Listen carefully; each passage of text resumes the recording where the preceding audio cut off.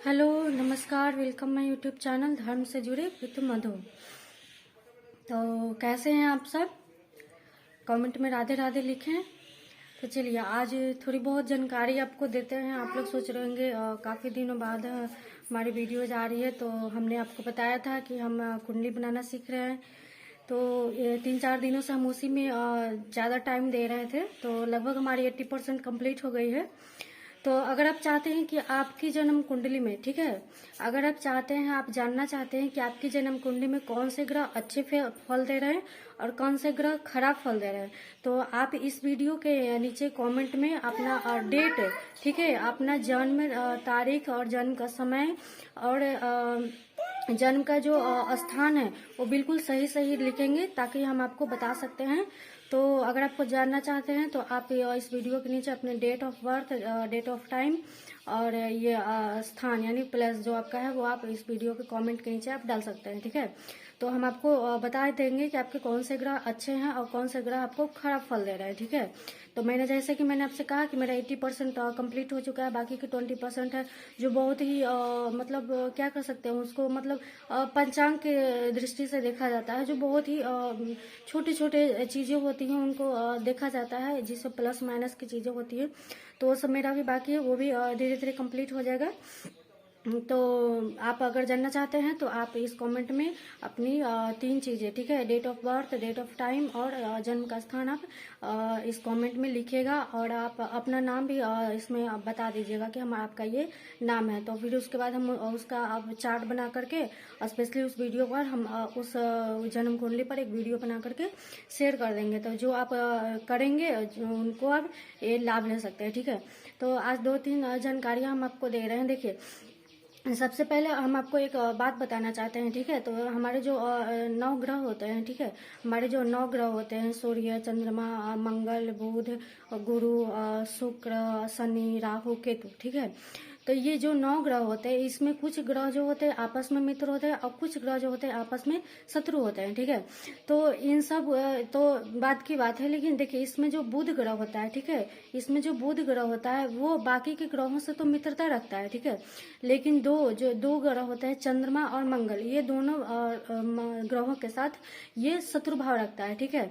तो बाकी की चीजों आप उतना डीप में नहीं जाएंगे, अब इतना डीप में नहीं बताएंगे आपको, सिर्फ इतना हम आपको बता रहे हैं जो जीवन उपयोगी चीजें हैं, जो आप डेली रोजमर्रा की जिंदगी में जो आप अपनाते हैं, जो आप करते हैं, उस हिसाब से हम आपको ये जानकारी दे रहे हैं।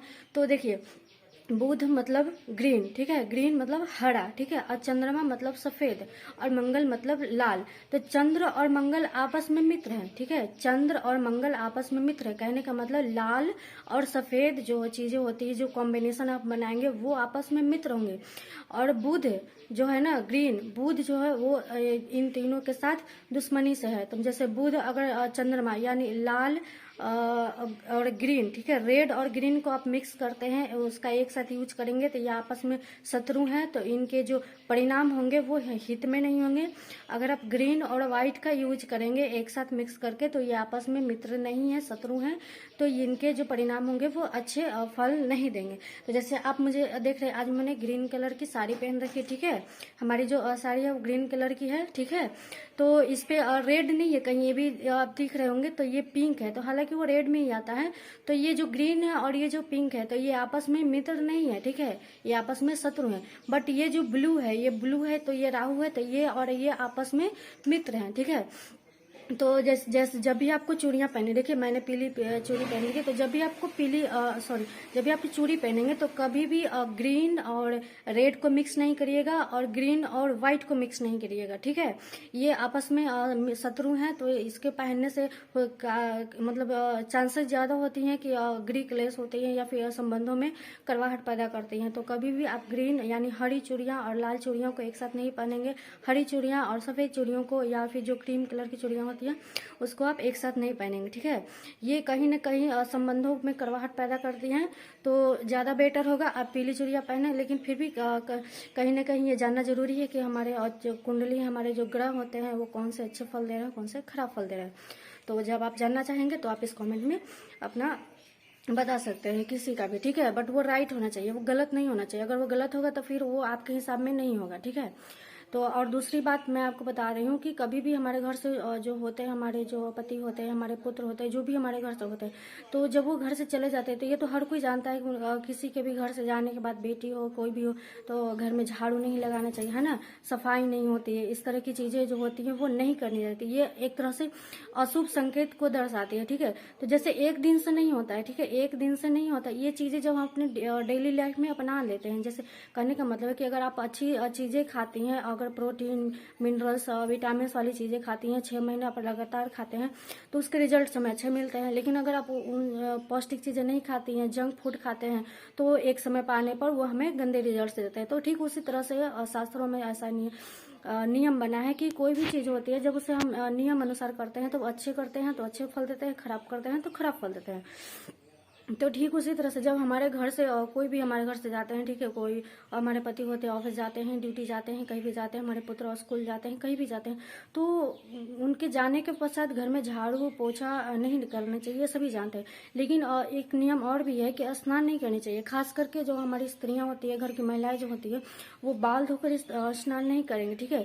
जैसे कहने का मतलब है कि जब हमारे घर से किसी की क्या कहते हैं उसको मृत्यु उपरांत जो शरीर घर से जाते हैं उसके बाद से घर में साफ सफाई शुरू हो जाती है ना, होता है ना, ये सब चीजें जो होती हैं तो ये अशुभ फलदायी होती हैं।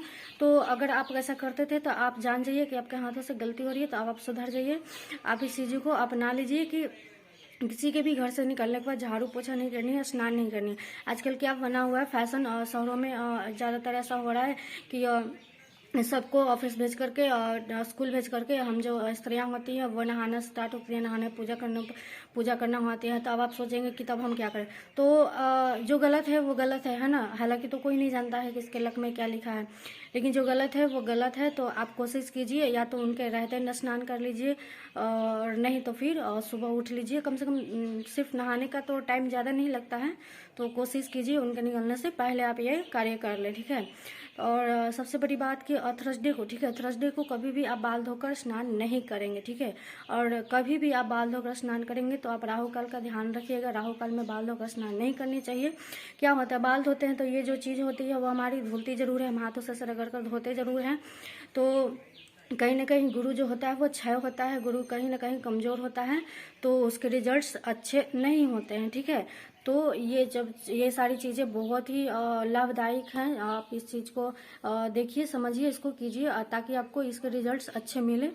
और जैसा कि मैंने आपको बताया कि हमारा 80% कंप्लीट हो चुका है, तो आप चाहते हैं तो जानना तो आप कमेंट में बता सकते हैं, ठीक है। और आपने इस चैनल को सब्सक्राइब नहीं किया है तो आप सब्सक्राइब कर लीजिए। हमारा जो वीडियो होगा वो अब बस निरंतर आने ही वाला है और इस पर बस चलने ही वाला है अच्छे रिजल्ट्स आने वाले हैं, ठीक है। तो बस ये 2-3 चीज़ें थी तो मैंने आपको बताना ज़रूरी समझी। आप इसको आजमाइए, लागू कीजिए और जीवन में अच्छे परिणाम की उम्मीद कीजिए, ठीक है। कभी भी नेगेटिव नहीं सोचना चाहिए, पॉजिटिव सोचना चाहिए। पॉजिटिव करिए, पॉजिटिव सोचिए, ठीक है। तो चलिए, सबको राधे राधे।